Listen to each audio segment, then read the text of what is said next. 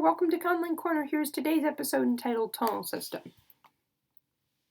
Okay, so tone. Takhù uses pitch of speech to differentiate meaning, but unlike many East Asian languages that do this, Takhù really thinks about tone primarily in terms of high, mid, low, like levels, rather than changing tone within one set. Like, for instance, a falling tone would in Takhù be analyzed as high-low, while in many East Asian languages that would just be viewed as a one unit, a falling tone. And that can often be called the difference between contour tone in East Asia and register tone in Takhù. There are actually real register tone languages, including some from Africa and Mesoamerica. Okay, so Takhù has three tones: low, which is marked with a grave accent; mid, which is unmarked; and high, which is marked with an acute accent. And another thing that tends to be a difference between register and contour tone languages is Takhù's tones are subject to rules of placement that override syllables' sort of inherent structure. Like, for instance, if a syllable has a high tone, that might change, or it's quite common for that to change. And roots often are subject to change as well. Like, for instance, if one were to, the equivalent of in English transforming give to giving, the tone on give might change. And that's because there are certain patterns that are viewed as more preferable to others, rather than the primary authority being each syllable's individual tone. Patterns between syllables, therefore, are more important. Okay, so every three-syllable pattern, this will inform everything else, is either allowed or disallowed, and this rule takes precedence over everything else. So just to really help make sure it doesn't seem like rote memorization of these patterns, nothing may end and begin with the same tone unless it has the same tone in the middle. That's just something to keep in mind. Like, for instance, you can't have high, high, high. I mean, you can't have high, mid, high, but you can have high, high, high. Okay, so nothing may end on high, high, or low, low unless it begins with the same. So, like, you can have high, high, high, but not mid, high, high. Also, every tonal set must have, two-tone set must have some tone before it, after it, or between it that is legal. It's kind of a dense way to say that. What I mean is that for the tonal set mid, mid, something that's blank, mid, mid, something that's mid, blank, mid, and something that's mid, mid, blank must all be legal.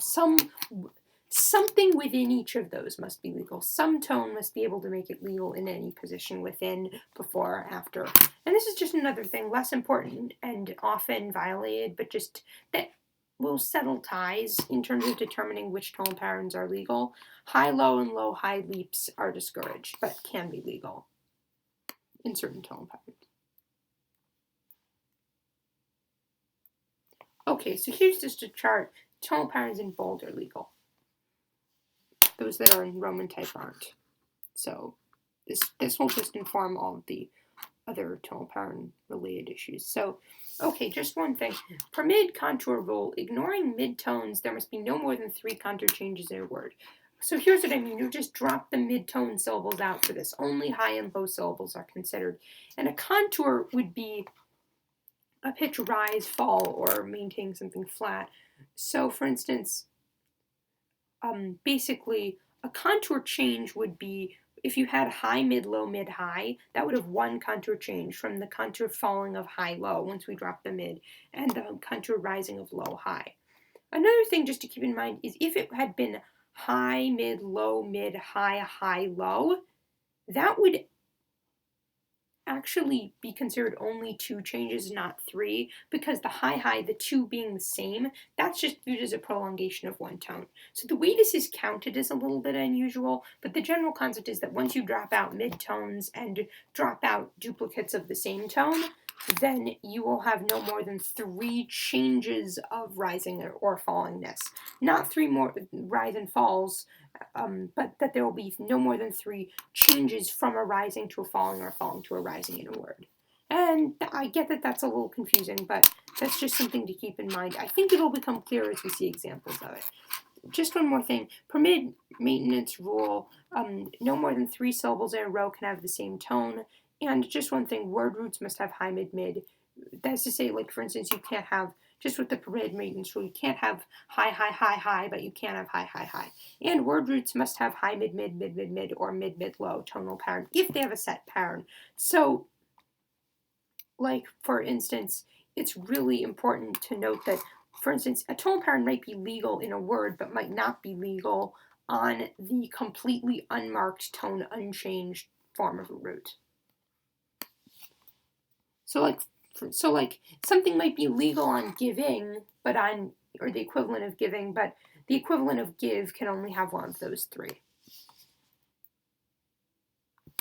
And to fix anything that violates these, you have syllabic hierarchy rule, which states that before changing the tone of a syllable that has like some sort of predetermined tone, being part of a stem, or an ending whose tone is already fixed, you must change those that are more recessive, that tend to decide their tone based on other syllables. Like every syllable has a certain level of tonal priority based on its formation, and so it's important to honor that.